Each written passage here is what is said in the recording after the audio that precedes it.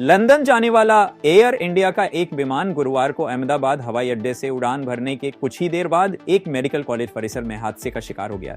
इसमें सवार 242 लोगों में से 241 की मौत हो गई थी। हादसे के दूसरे पीएम मोदी जहां अहमदाबाद पहुंचे, प्रधानमंत्री नरेंद्र मोदी ने शुक्रवार को हादसे की जगह का दौरा किया और अहमदाबाद के सिविल अस्पताल में घायलों से मुलाकात की। उन्होंने घटनास्थल पर करीब 20 मिनट बिताए और बाद में संबंधित अधिकारियों से बैठक कर जानकारी ली। प्रधानमंत्री हादसे में बचने वाले इकलौते शख्स रमेश विश्वास कुमार से भी मुलाकात की। इजराइल और ईरान के बीच तनाव बढ़ता ही जा रहा है। इजरायली राष्ट्रीय सुरक्षा सलाहकार NSA ने शुक्रवार को कहा कि उनके देश की ईरान के नेताओं को मारने की कोई योजना नहीं है।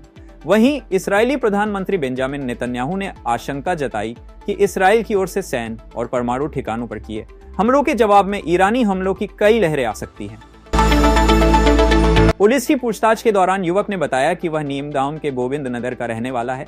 युवक ने अपना नाम गवेंद्र सिंह गिल बताया है। गवेंद्र ने बताया कि उसकी बहन जो कि पंजाब में रहती है ने 7 से 8 जोड़ी कपड़े भेजे थे, जिसमें ये टी शर्ट भी थी। उसका कहना था कि पंजाब में मंदिर के आसपास इस तरह की टी शर्ट खुलेआम बिक रही हैं, इसलिए वह यहाँ भी पहनकर घूम रहा था।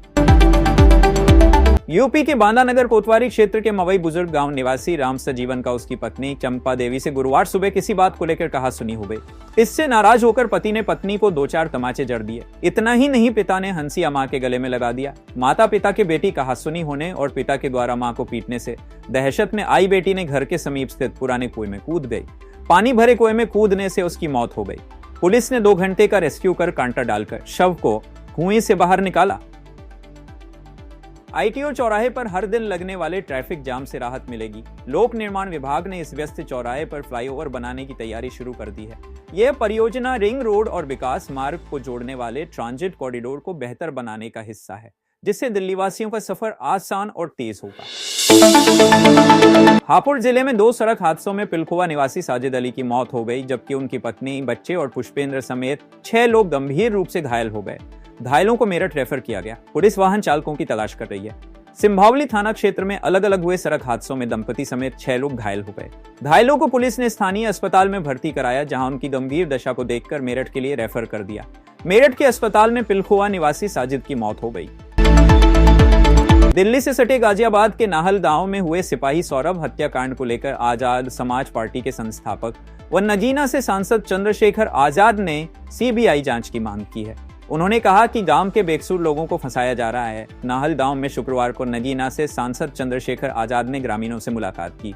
उन्होंने कहा कि पुलिस बेकसूर लोगों को बेवजह परेशान न करे। चंद्रशेखर आजाद ने दावा किया कि स्थानीय लोगों के अनुसार गोली गांव वालों की तरफ से नहीं बल्कि पुलिस की ही, लेकिन इसके बावजूद गांव के आम लोगों को निशाना बनाकर जेल भेजा जा रहा है। उन्होंने इस मामले को संसद में उठाने की बात कही और कहा कि यह सिर्फ एक गांव की नहीं, लोकतंत्र और संविधान की रक्षा का सवाल है।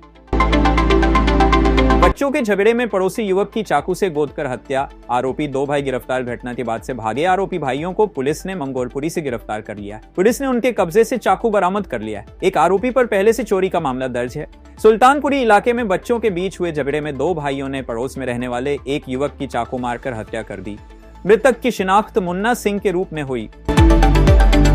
थाना पिलखुआ के मोहल्ला रानापट्टी में रहने वाले सुभाष को आयकर विभाग ने 7 करोड़ रुपए से अधिक की संदिग्ध आय के मामले में नोटिस भेजा है। सुभाष एक सामान्य श्रेणी के व्यक्ति हैं और लगभग 40 गज के मकान में रहते हैं। उनको यह नोटिस वर्ष 2020-21 के लिए धौलाना स्थित एक निजी अस्पताल से जुड़े GST ट्रांजैक्शन के आधार पर जारी किया गया है। इस घटना ने न केवल सुभाष के परिवार बल्कि पूरे आसपास के लोगों को हैरानी में डाल दिया है। जानकारी के अनुसार आयकर विभाग को धौलाना के एक निजी अस्पताल से GST से संबंधित 2 बड़े लेन देन की जानकारी मिली। इन लेन देन में सुभाष का नाम सामने आया है। विभाग के रिकॉर्ड के अनुसार GSTR 1 में करीब 27 करोड़ और GSTR 3B में 75 करोड़ रुपए के ट्रांजैक्शन सुभाष के नाम पर दर्ज हैं।